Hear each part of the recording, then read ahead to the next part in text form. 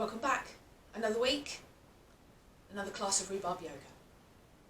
Today we're going to look at preparing our shoulders. And by that I mean not just having you in a certain position every time we do a pose or a movement or a flow.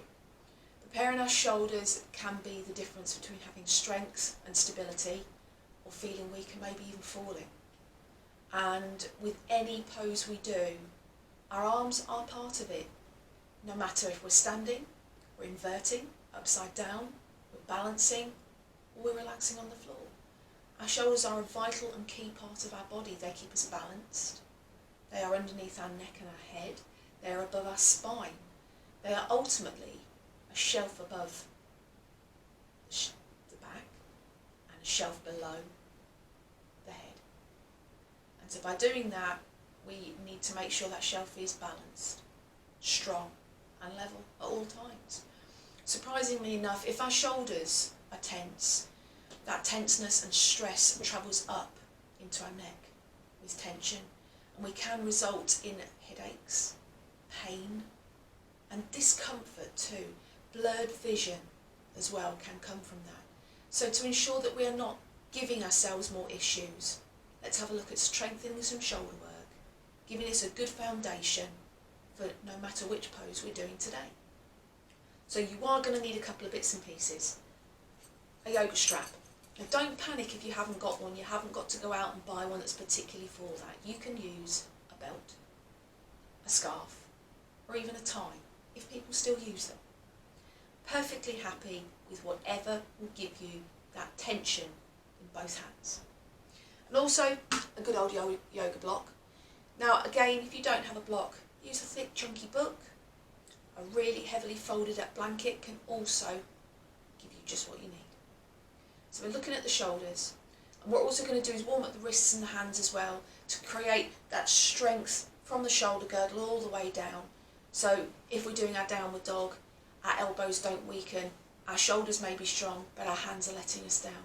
So creating that long, strong foundation will just help us whenever we try and do a pose, stay in a pose, or relax. Okay, so we're going to do some really simple shoulder releases before anything else. So everyone may be familiar with shoulder rolls, which we might all do at some point without even realising they're beneficial, just to relieve the shoulders. But we're going to do them in a couple of different ways. So the first shoulder roll, we're just going to bring it up, like we're trying to squeeze our ears, and let the weight of the arms just hang. And as we let go, let go. Now if you find it difficult to sit, you can kneel, you can be on a chair. All of the poses we're going to do in this class today can be on a seat, a bed, floor, block. Easily to be accessible for anybody that needs to try. So let's try that again. We're going to squeeze our shoulders up, breathing in. And breathe out, let go. And let the weight of the arms become the weight that drops the arm. So coming all the way up again.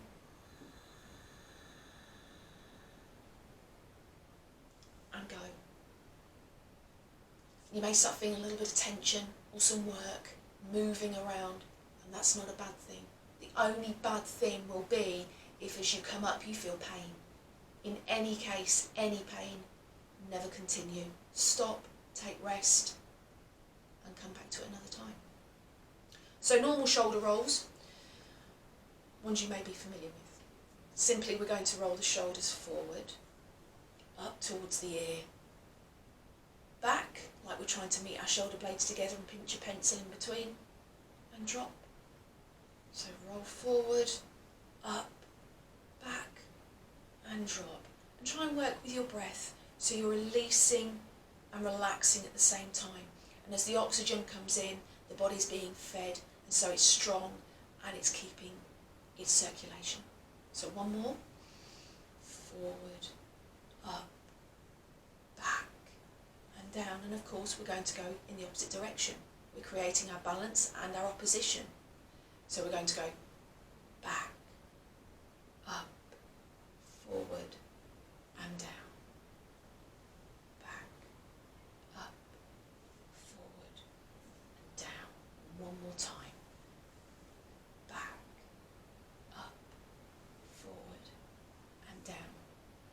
Now, I'm totally aware that many people do struggle with shoulder, neck, upper back issues that may cause any kind of mobility a little bit of a struggle, but work with what is good for you. If you can only lift a little bit, move a little bit, do it. You never know, next time it might feel a little bit more easeful and maybe even more comfortable. Okay, but never force. No pain, definitely no gain. So now we're going to look at another, we're going to use the strap this time. So with the strap, all I want you to do, or tie, or belt, is have both ends in the hands. Whether it's strap, tie, belt, scarf even, both ends, both hands. Okay, nice and simple. And making sure that we're keeping the back nice and straight. So at this point you may think, right, I'm going to start moving a bit more. I might need to sit on a block. If that will give you steadiness, do that. If you need to go to a chair to keep your steadiness, do that. As you work through it, you'll start realising what you need to adapt to give you the best results for your body. So looking at our strap, we're going to lay it open, nice and simple. As we breathe up, we're going to raise it up and forward, coming to there. Now if you can't, go backwards and stick your ribs out, which we don't need to do because we don't need to curve the back. We're keeping the back straight. If your arms won't go that far, then it's very simple. Move the arms in and it might seem easier. Remember to work within your parameters to begin with, especially when things are unfamiliar. So breathing in, we're going to come up, and as we breathe out, we're going to work backwards. Only go as far as you can. And breathing in, we're going to raise up, and breathing out, we're going to go back forwards again. Keeping the ribs in, don't let them stick out and curve that back. All that's going to do is aggravate your lower spine, and we don't want that. So breathing in, and breathing out, and breathing in, and out again. So hopefully you won't be too worried about the crunching and the grinding you're going to hear in your shoulders. That is part of your human physiology. And all those pops and clicks and grinding are just our bodies, joints, muscles, fascia, ligaments and tendons working in a different position and just finding their way through. Again, no pain, definitely no gain. So we're going to look at a different position as well. So with our strap, we're going to take above our head, and as we breathe in, we're going to swap it and let that rotate down to the side. Now with this position, you're going to feel a stretch, definitely along the ribs, into the armpit, maybe all the way down to the waist and at the top of the hip. And if you feel that, that is great. Do not worry about where this arm is. If it is above your head, that's fine. It is keeping the tension between the two arms to give that support and strength at the same time. And curving the ribs out or over is a definite no-no. So as this line is nice and straight and tense, let's keep the back nice and straight without tension. So breathing in, we come back to the top and back out to the other side and repeating. And if you feel that your arms are a little bit longer, and they're definitely generous, adjust your strap, change the length, and just make it a little bit longer if you've got a more generous proportion of the body. So, leaving the strap to one side. We're now going to look at a little bit of neck release. Always key, especially when working with shoulders and wrists. And also, with some of the poses in yoga, you can feel like you're crunching your neck into your shoulders, and we don't want that. We want an elongation. It enables the breath, opens the throat, opening the chest, the collarbones, and allowing breath to come all the way up to the top part of our lungs, which many of us do not use enough. So looking at neck release, let the hands remain at the side, and I want you to very gently bring the right ear near to the right shoulder. We're not pushing down, we're not bringing that up, we're just bringing it over, so it's in that direction, keeping the ribs in line, the back without a curve. And then with the left arm, I want you to raise it up so it's parallel to the ground, but until you start feeling a sensation, and you will, from the shoulder down the forearm, and that is where that arm is going to stay. And And allow gravity to bring your head closer to your right shoulder. And breathe into that. Take 3 breaths, relaxing into that. And very gently, I want you to lower the arm down, and you're going to feel sensation all the way down that left arm.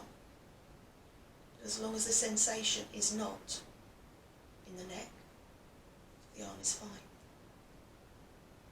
And then very softly, you're going to roll the head to the centre.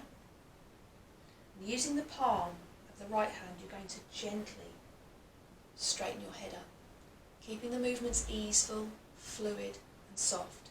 If we suddenly stuck our neck back up and flicked it round, it can really damage our vertebrae in our neck, top of the spine and in the back of the head. None of that any of us want at all. So we're going to repeat it on the left hand side. So extend the left ear towards the left shoulder, and you will feel a tension here already by nature.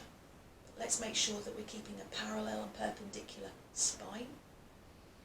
And keeping that over that shoulder, we're going to very gently raise the right arm up until we feel a very strong sensation. You're going to feel it at certain levels anyway, but as you come up, you're going to feel it more intensely further up to the bicep and the shoulder. And that's where we need to make sure we keep the arm to give the best release. And as that arm is extended, try and extend it out like you're trying to brush your fingers on the wall near you. And that will encourage that neck to release even further. And then we're going to drop the arm down after 3 breaths. Roll the chin to the front. Using the palm, lift the head gently up. And release. So, just a couple more. We're going to do some wrist openings and finger stretching. All still key, especially when working with shoulders and any kind of balance pose that requires our hands to be on the mat. So, let's extend the arms out to our side. And we're going to take the thumb and tuck it in the palm, and then wrap each finger over that thumb so that create a little fist. Extend through those arms, breathing in, and then we're going to bend the wrist down so we're providing the thumb up towards the ceiling. And you're going to feel that pull all the way along the top of the arm with the wrist. And that is just opening the ligaments of the wrist and the forearms, making sure they're activated and warm, particularly if we're planning to do any kind of wrist balancing. And let's take 3 breaths here. And we're going to release the hands as we came into them, slowly. Then we're going to turn the arms so the palms face downwards. And we're going to tuck the fingers in first this time, and then the thumb on the outside, creating our fist again. And then we're going to point the wrists down, like we're pointing the knuckles towards the ground. And again, you're going to feel that stretch and that pull along the forearm, but in a different position. So we're making sure that we're capturing all of the tendons and ligaments in the arms, and they're all getting equal work. So continue to breathe. Feel that stretch all along the wrist. Feel like you're being stretched. You've got a rope on either wrist and someone's gently pulling. Now let the wrists go, the fingers go, and drop the arms for a second. Roll the shoulders gently, just to release. We'll do one more. We're going to open the palms. I'm going to turn the palms to the ceiling. And be careful here that the ribs don't pop out on the chest. Let's line up our perpendicular spine again. Face the palms to the ceiling, and again, feel like we're being stretched. We're definitely going to feel this in the shoulders more than the wrists. But this again is to balance our entirety of the ligaments all along the arm, into the shoulder, and down to the hands and palms. Taking our 3 breaths here. Don't worry about a little bit of shaking if it happens. It's just the muscles acclimatizing to a different position. Turn the palms down and let's gently release. What we're going to do is we're going to give a little bit of a wrist shake. So let's just release everything we've just put into the arms by doing a little bit of wrist shaking and a little bit of elbow shaking, and that will just release any cortisol that we've got building up in any joints and prevent any build-up of tension. So we're going to do just one more. And this is a slightly more advanced pose, but absolutely nothing to worry about. It's called Eagle Arms and Gomukhasana.